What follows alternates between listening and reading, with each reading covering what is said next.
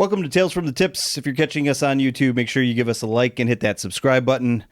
Drop and leave us a comment below. We love to hear from you. You can find every episode where you find your favorite podcast, Apple, Spotify, YouTube, and of course, on the Odyssey app. You can download those and everything on your Google Play and iPhone store. I'm DA. That's 15-year tour caddy Mick Middlemo. We're just a couple of guys that love to talk about the game of golf, both inside and outside the ropes, but we come at it from a different perspective than what you'll hear anywhere else. How you doing, buddy? I am fantastic. You ready? Yeah, pleasure to be here, as always. All right, let's grip it and rip it.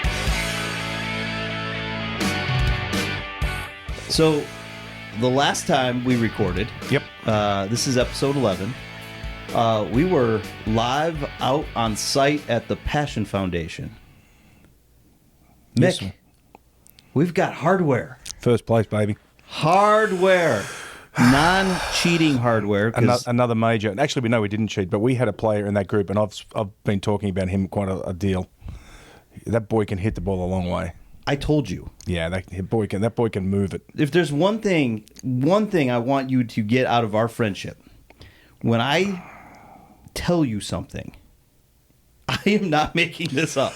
Just understand me for a second. I've been around this game a long, long time, and if I had $1 for every time someone told me they drove the ball 300 yards, I wouldn't be sitting here. I'd be on a deserted island somewhere. Again, I'm going to say this very clearly because I have been out in a lot of outings. Oh, yeah. I've played with a lot of people that have the guy. Mm-hmm. You bought the guy. I brought him. He drove the green on 4 par 4s. Yes. Now, these aren't 400-yard par 4s, but they were still 330. No, I mean, the tees are forward. They were still 330, 320, 340. Yes. So, yeah, but again, if I had $1, like every pro-am I turned up to and the guys were telling me, oh, yeah, you know, I consistently hit it 300. I'm like, no, you don't. You hit it like 250 maybe.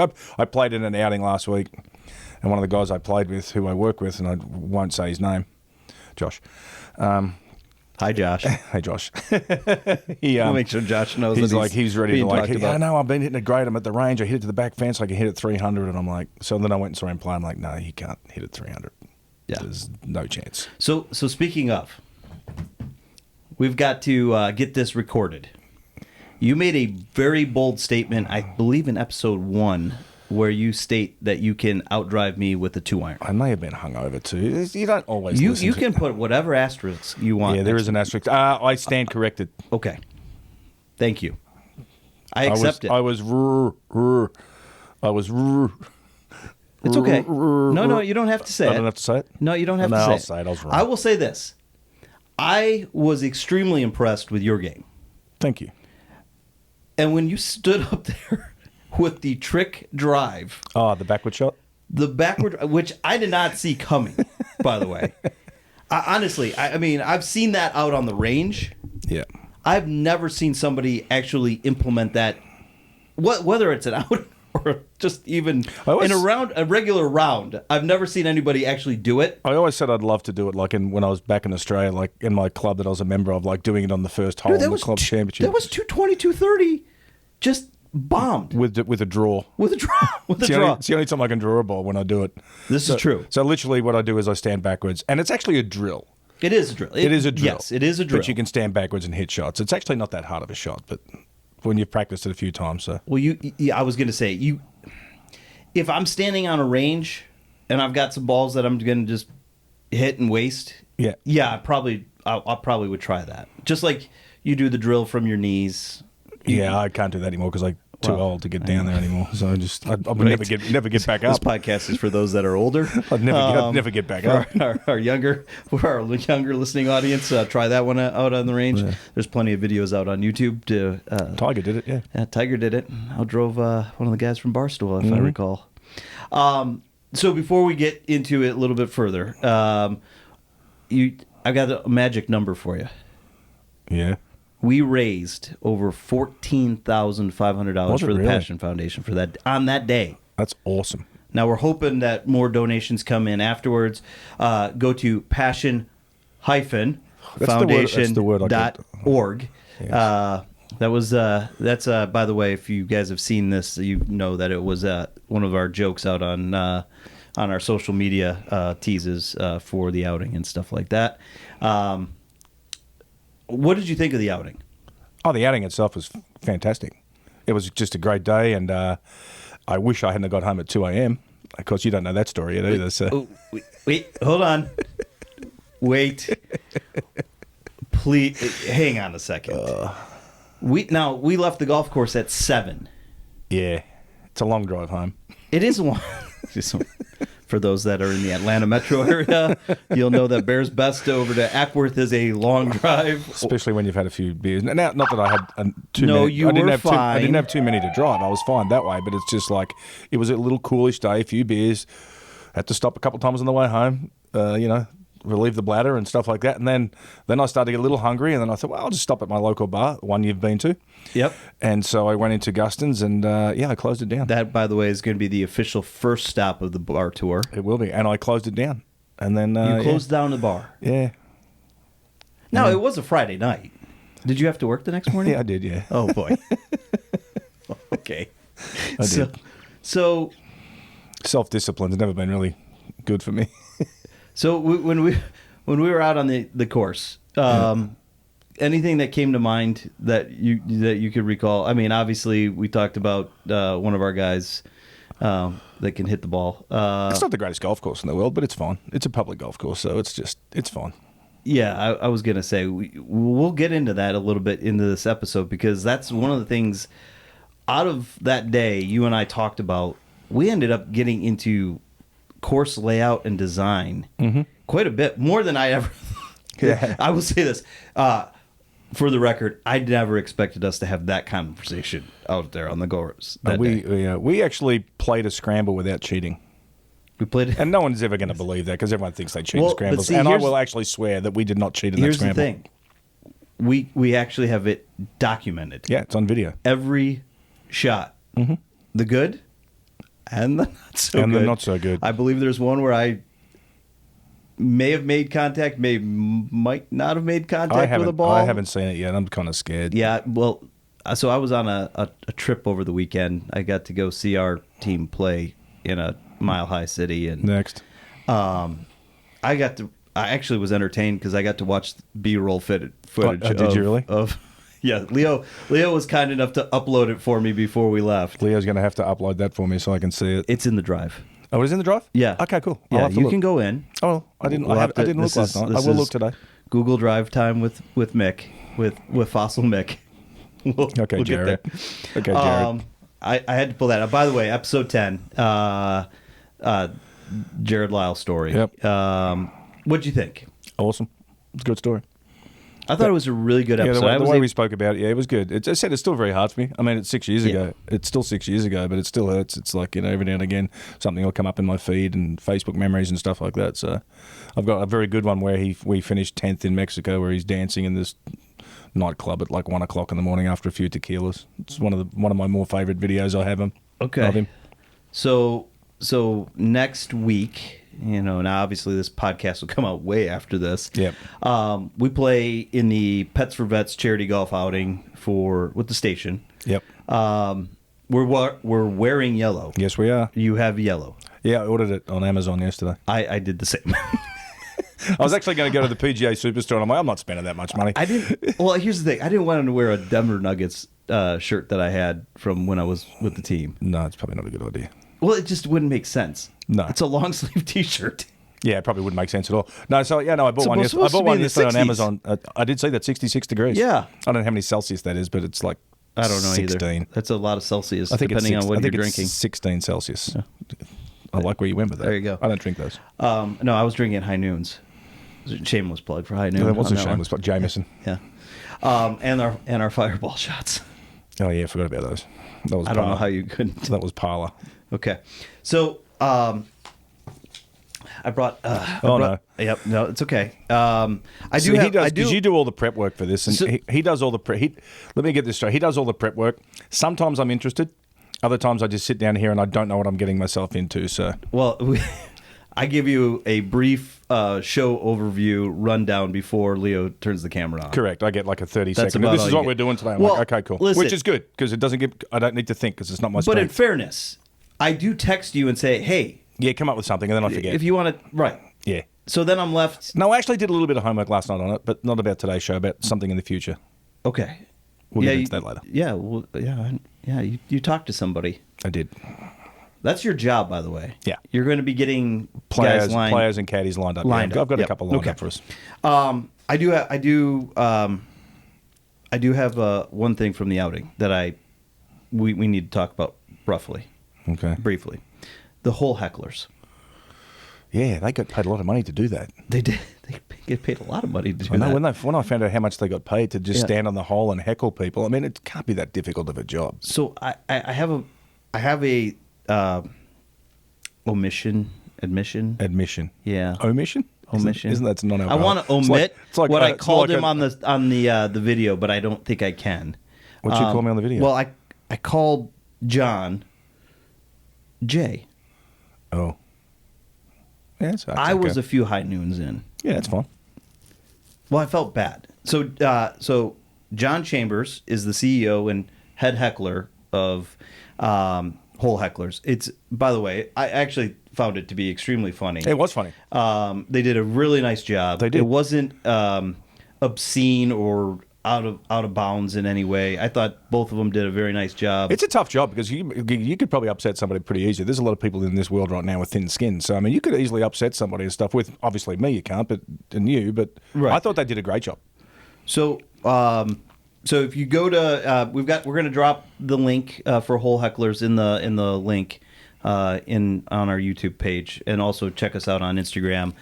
You'll be able to go to Whole Heckler and hire these guys. These guys are professional comedians. Yeah. That literally will enhance and make some serious money. And when I talked to John, that was one of the biggest areas where they fundraised was out of the Whole Hecklers. Yeah, it was great. They came up with some good stuff. So before we started episode 10, you dropped a little bomb on us. You actually added a stroke. By the way, I added that to our scorecard. Technically, I did. Did you? Yeah. So we finished better than what we actually did, but that's okay. We made it up when he drove a few of those greens. Yeah, he did. How are you feeling? Is he playing in our next tournament? Yes. Oh, good. We could go back to back. I feel great. Well, we'll get in that because so one of the guys here at the station that helps me put this thing on, this is at his club, told me that the guys that won it last year aren't going to let us win this tournament. Oh, we're going to win it. I'm telling you, they're literally. Who won it last year? I don't know, some of the members. Oh, it was just so members. So there's no one from the station though. No. Wasn't like the squid. Well, no, Bo's. It was some of Bo's buddies. Okay. Well, I need to win. He wasn't in that group because I really want to rub it into him. I want to call and let him know that we won this tournament. He thinks that we're stacking our team, which we are. Well, you're allowed to. Right. I pay fine. for it. I'm going to do what I want to do. But I don't need to cheat. No. And I got Leo. Leo documents everything. He does. We made some nice putts. You actually hold some amazing putts. Your Tiger Woods fist pump was. Surely you've seen that. Is it good? Again, I was a few in at that point when we were on a roll. Yeah, we were. That was impressive. It was. I think we talk about it. Whenever you're out on the course, you get into a roll and you start. And when you get a foursome going, and especially in a scramble, and you've got the guy leading off, you.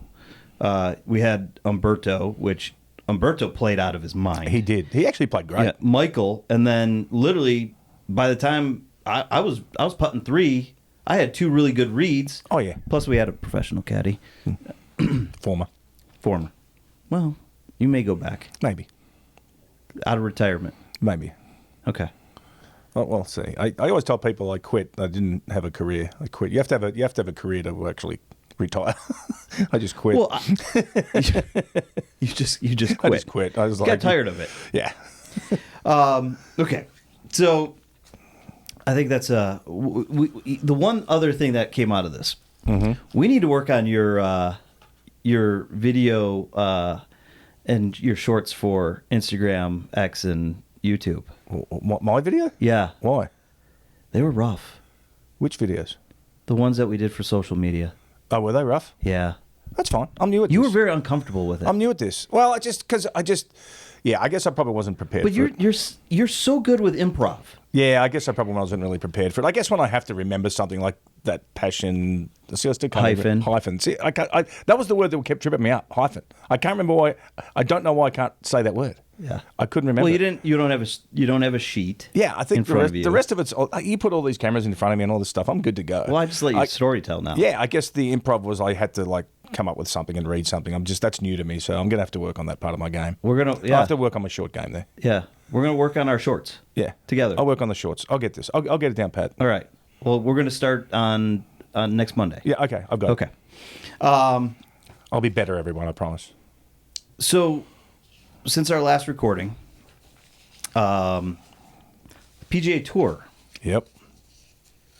announced some changes. They did. I didn't delve deep into them, but just enough. Well, I've got a couple. I know. I knew you'd be ready. Don't worry. I've got. Now these are, and this is one of your guys, Adam Scott, player director, Adam Scott, competitions committee, eligibility and memberships, starting with the 2026 season. Now, the impact in 2025 is that FedEx points are going to change.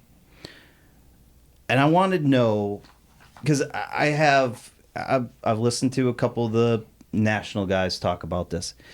We're going to take cards from 125 to 100. That's job impact. Definitely so. And I know that they are saying that it's to help improve the fields. This sounds and smells, and this is me coming from a business aspect, that they're getting pressure from corporate partnerships. No, undoubtedly. But also, having said that, there was a lot of events you played when the full field events that you didn't finish on Thursdays and Fridays because the fields were just too big. Okay, but I think taking it back that many is probably a little too much. And I'm glad you brought that up because, and I think we touched on it back in the front 9 episodes. We talked about slow play once. How much of it do you think is slow play, and then also course setup? Course setup is one. I also think field size is another. Like we always, like the waste management in Phoenix. I mean, you never finished.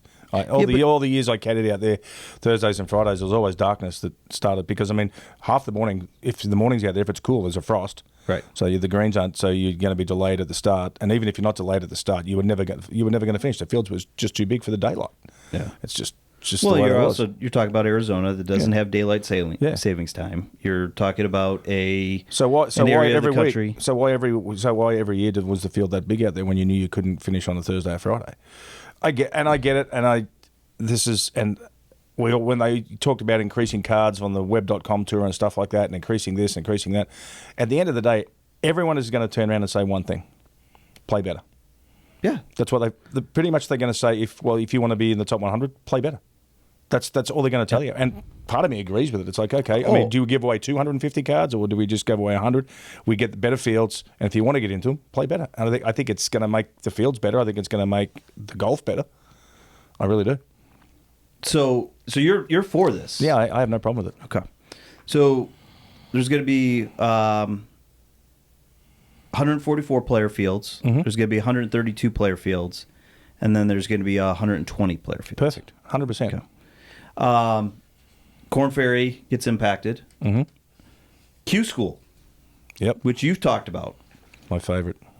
Your favorite, but you also said one of the most challenging. Now, I don't have a problem with Q School getting changed. I think these guys that are out on the Korn Ferry tour deserve to have better competition down there. Oh, absolutely. Now, there's less cards. I think they were going from 30 to 20 or 20 to 10. 25 to 20 or something. Yeah, they're dropping the number down there. Yeah. I mean, there's going to be a trickle-down effect. Yeah. What are your thoughts for the guys that are out there? Like, now, I'm looking at it more from a perspective of guys losing their cards. And you've been out there. Oh, yeah. The change. I think this is good for the Korn Ferry Tour, to be honest. Well, if the Korn Ferry Tour has increased purses, the Korn Ferry Tour used to be set up where it was a lot easier to get around too, because it was graphically it would be here this week, here this week, here this week, here this week. You could drive.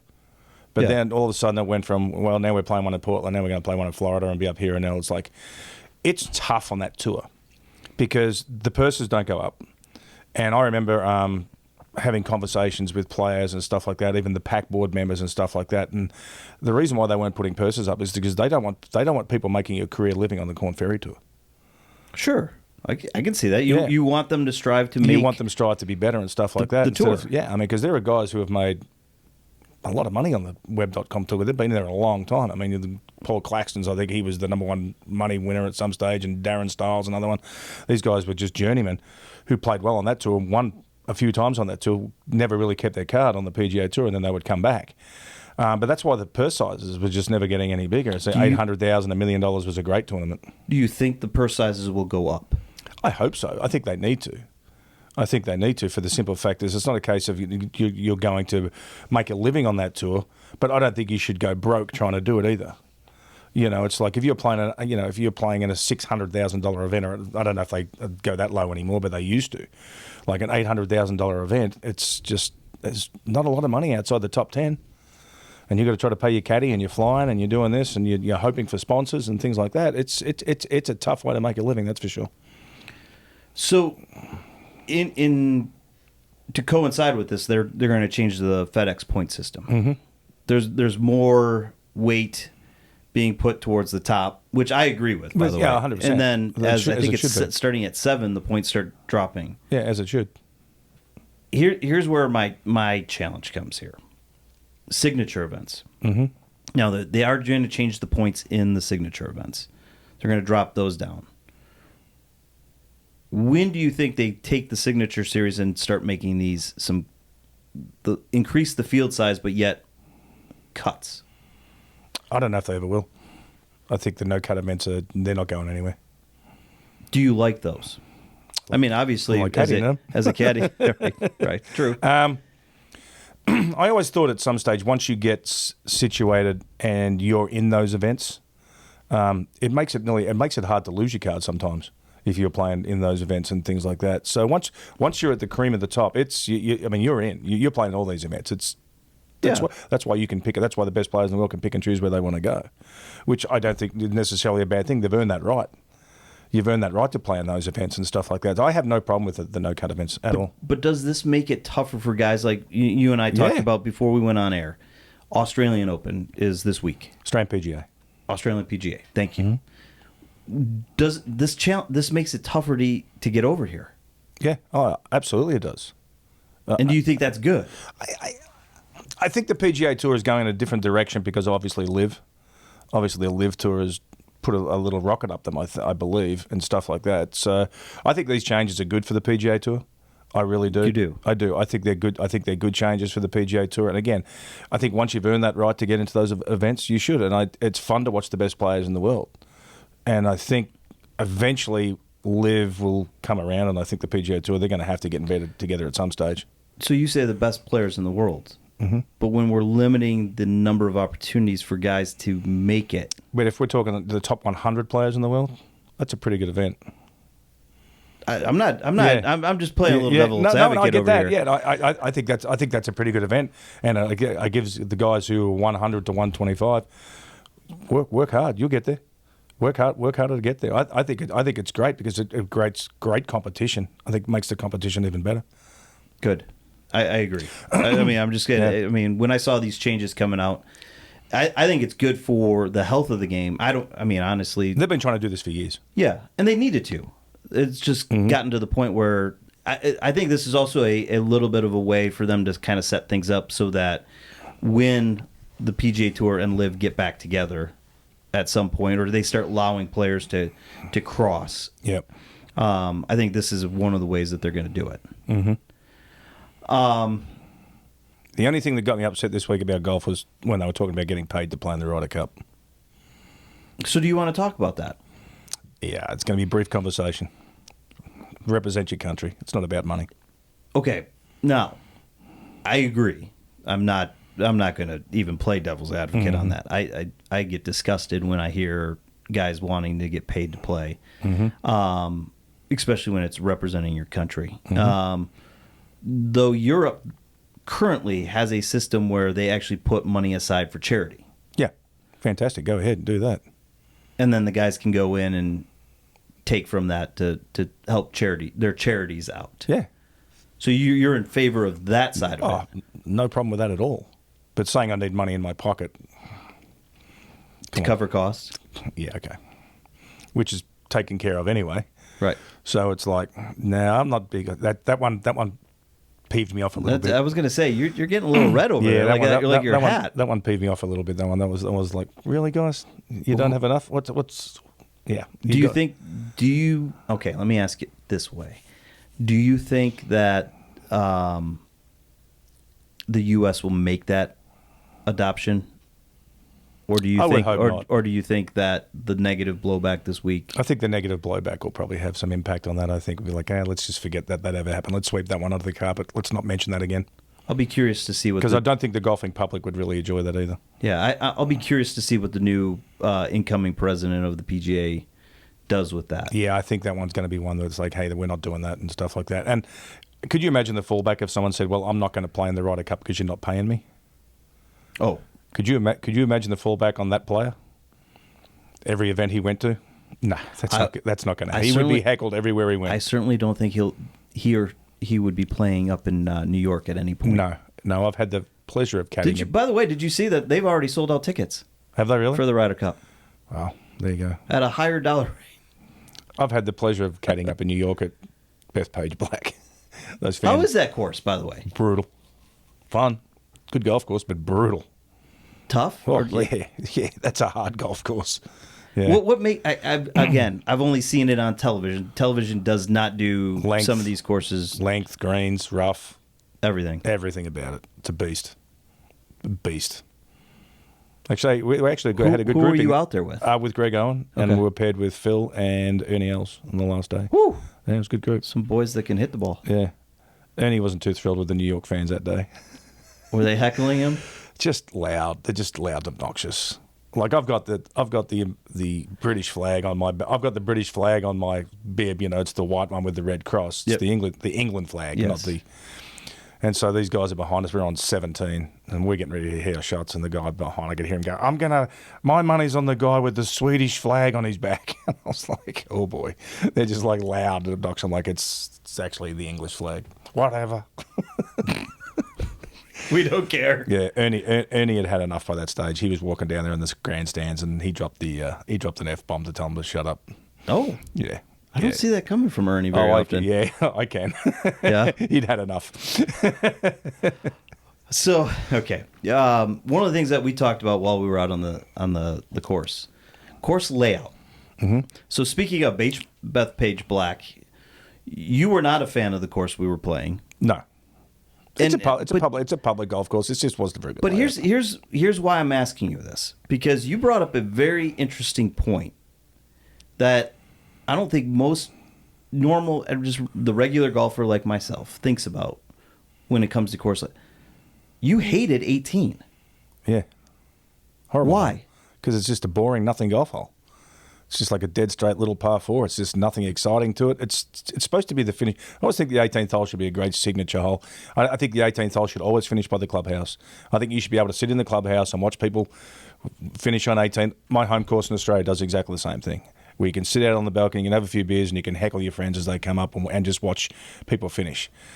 It's nowhere near the clubhouse. It's like it finishes in a marshland area, and it was just a boring finishing hole. Yeah, you were not a fan. No, well, I wasn't a fan of the golf course, but it was just not a good layout, and it's and it's funny because I think I look at it from a different perspective, because as long as I caddied, like I'm picking golf courses apart. Right. From the first tee to the 18th green, I'm like out here, and I'm studying like the par 5s, where's the best place to lay up if my guy gets in trouble, what's the widest part to lay up to, what's the best number to lay up to, what's going to get you in trouble, what's not going to get you in trouble, with the flags set over here, if the flags over here. It's like, so I look at it from a little different level of how you can make golf courses better and stuff like that. I always think par 3 golf courses, not par 3 golf courses, par 3s I don't like any par 3 that's over 200 yards. I think it's for the pros maybe, but for the average golfer. The average golfer, it's going to slow. That's who. By the way, that's who we. That's who to. we are, and it's going to slow play down. Yep. And stuff like that. I love a great par 3 that you can use. I think that you use the green. If the green's designed perfectly, you can have a front pin here, you can have a back pin over there. You can make it a 7-iron, or you can make it a pitching wedge, right, if you want to. And I think that's the best part about golf course design for par 3s. There's some great golf courses I've been to. That I love the layouts of and things like that. Hilton Head, I love the layout. They kind of screwed it up a little bit when Pete Dye came back in and tried to make a few changes to it. What a great golf course! Yeah. You don't don't even have to hit driver much there. It's just not a long hitter's golf. The long hitters don't like going there because they really can't unload on their drivers and things like that because you have to shape the ball around the golf course. It's a shot shaping golf course. Yeah. Love that golf course. Where they played the Honda down at West Palm Beach. Love that golf course too. Okay. Yeah, with the I was going to ask you with the bear trap and stuff like that. That to me is still one of the hardest golf courses I've caddied because every shot on that golf course is hard. Every shot, especially when they turn the par 5s into par 4s. You were in our show prep. I told you I wanted you to come up with 5. Yeah, I'm going to struggle to come up with 5. I just gave you 2, 3. You gave me Beth Page. Beth Page. Yeah, I'll put Beth Page up there for sure. It's going to be on the. Okay. Oh yeah. Okay. Yeah, great golf course, hard. That's why golf should be. I was going to say it's a challenge. Yeah, it's a challenge. Absolutely. And should challenge your skill. Well, especially if it's one of the bigger tournaments. I mean. I don't mind seeing guys going 22 or 24 under on a weekend. But the finishing holes, you think about the finishing holes. You think about Augusta, the back 9 at Augusta. Everybody talks about because it's just both holes come right back at the 18th. Brilliant. Yeah. It's just the way the golf course is set up. It's fantastic. It's like even like the bear trap at the Honda down there, and it's like when you play 16's a brute of a hole. You have to probably 3-wood off the tee, iron off the tee, most likely 3-wood, and then you've got to come across the water. It's the greens, back to front, sloped, and then you've got to play those those 15's the hard par 3, 17's a hard par 3, and then 18's a great finishing hole. Yeah. Waste management. I love that golf course. Love that golf course. It's a great golf course. Well, you can score if you're playing well. Yeah, and it's going to eat you alive if you're not. The finishing holes, like you got 16 where they're going to tear the roof off you when you hit it on the green. Then you got that drivable par 4, which is a sneaky hole because you got water all down the left towards the green to drive it on there. And then the 18th hole is a great finishing hole, and look where it finishes. Crowds, it's just. It's right there, right by the clubhouse. It's just you can bomb it over there. Don't hit in the bunkers on the right, and those last. It's not about just the 18th hole to me. It's like the finishing holes leading up to it, and some of those are just awesome. Hartford, Connecticut again. Hartford's another one. I was going to say the Travelers. Mm-hmm. That's always a great course. Great finishing holes. You see. Yeah, it's an they struggle to get really good fields out there, and I don't know why. Well, I think it was just timing. Yeah, it used to be straight after the U.S. Open. Yeah. Yeah, I remember. And then sandwiched in between Open and then the Open Championship over in. Yeah, it used to be right between. It used to be the week after the U.S. Open because I remember when Lucas Glover, and Lucas is a great dude. I remember when Lucas Glover won the U.S. Open, and the next week he was at Hartford. By the way, Lucas isn't a fan of these cuts. Oh no, he's sort of on that area now. Well, I don't. I understand it. These things aren't going to make everybody happy. That's for sure. Well, I think there needs to be players out there challenging what's going on. Oh yeah, there will be for sure because not everyone's going to agree with it. That's for sure. But again, they're going to come down, and this is what the PGA Tour has always said: play better, you'll get there. It upsets people, I can assure you. It does. I've been looking at it. We're talking about two things that make it a big part of what's going on out on the tour, and even in just recreational golf, is course layout. Course design. You just mentioned one of the biggest factors of why you have a 6-hour round on a weekend is because you have 224-yard par 3s. And the flag is sitting on top of a mountain. Right. So people have like 4 putts at every time. It's just, you can't set up golf courses like that on weekends, public golf courses. You just shouldn't. Make them easier. So you've given 3, possibly 4. One more. What was it for? I gave you Bethpage Black. I gave you Hilton Head. TPC. Scottsdale, and Arnie's. No, that's the other one I'll throw in there. Arnie's. I didn't put Arnie's in. I didn't put Bay Hill. Oh, the Honda. Yeah, you had Honda. I put Honda. Yeah, I love Bay Hill. Yeah. I wasn't a fan at first. Why? I just when I first got there and I was sort of walking around and I wasn't a fan of it. But the more I've played it, luckily. And the more I've caddied there, Wow. See, And the more you play it. drop that mic. Okay. The more I played there with Mr. Palmer. and I got to really like the golf course. I did. I think it's a good golf course. It's a good test. I mean, like the 7th hole with the dog leg left over the water there. Where it's just you can try to chew off as much as you want. Where Bryson was trying to go for the green there and on a par 5, which I love it.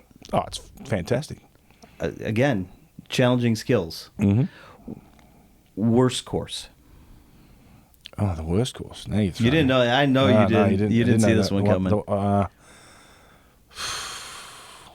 The worst course I've been to.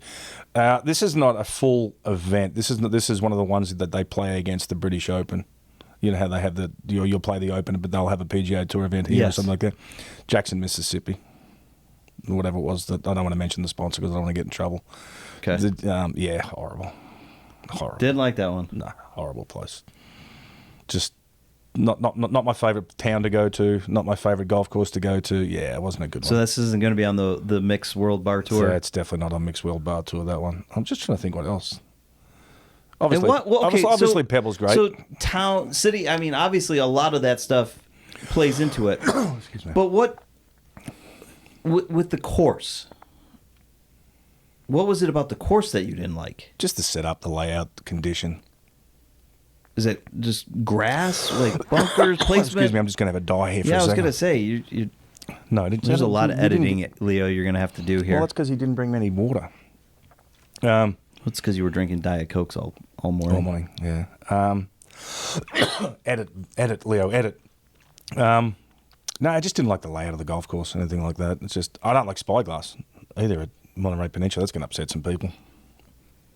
Well, not a big fan of Spyglass. I think it's gimmicky. Well, that's part of what my challenge is with some of these courses. I don't get to play the big fancy ones like you do. I don't get to play them either. I get to walk them. Don't play them. I've never been out there on some of these. Have you been to Pebble? So I was out there. I didn't get to go to Pebble. We were out for. That was when I was working out in Denver with that football club out there, and we traveled to the old Qualcomm. Talk about a garbage stadium that was. Which one? Qualcomm Stadium in San Diego. Oh yeah. That was one of the best trips I ever took on a client trip. Yet one of the worst football experiences up until this past weekend. Talk about the past weekend. Let's go back to golf. So, but it was good to get back home for a little bit, but the game wasn't worth it. Horrific. So, yeah, Spyglass. I don't like Spyglass. I guess maybe I'll have to get a list, and maybe I'll go home this afternoon and think of a list of golf courses I've been to that I really don't like. You'll send me the list. We'll put it we'll drop it in the comments below. What we'll do is we'll create a poll, and we'll have our listeners vote on which ones they agree with you on. Okay. Yeah, I can go with that. People who have been lucky enough to play some of those courses. Some of them are lucky to play. Pebble. I don't think Pebble's the greatest layout in the world. Or they can even list a course that they like or they don't like. Mm. Pebble's got some great holes in it. Got some iconic holes. It's got some crappy holes on it too. I must admit, I think the 8th hole's garbage, but yeah, it's just. I think every golf course will have a hole. Where I was going to say every golf course will have a hole where you go, it's kind of Mickey Mouse. And and the one thing I do hate on the PGA Tour is when they change par 5s into par 4s. I can't stand it. I hate it. Yeah, Let's make a 520-yard par 4. But the problem is that green is designed as a par 5 green. So it's usually got more undulations in it because it's supposed to be tricky for when you're hitting a wedge or something in there. So when you're coming into these holes with a 3-wood or a full-blooded 2-iron or something like that to a green that's like this, I'm not a big fan of that either. They did that at... They've been doing that more, though. West Palm. They did that at West Palm. They did that even at Arnie's event. They made 16 there. They made 16 a par 4 there for a little while. I'm like, no, let's go back to the par 5. It's a great par 5. They can build another tee. They can. The 16's a great par 5. Add a tree. Add a bunker. You can. Well, they're going to have to do it at Augusta this year. They lost a few trees. They did. So what's the best golf course you've played? There you go. See, there you go. I just answered I just asked a question, Leo. I don't ask many questions. Leo, I think this is a lot of questions. This might be the first. What's the best golf course you've played? And what's the worst golf course you've played? So you see Okay. what it's like to be put on the spot?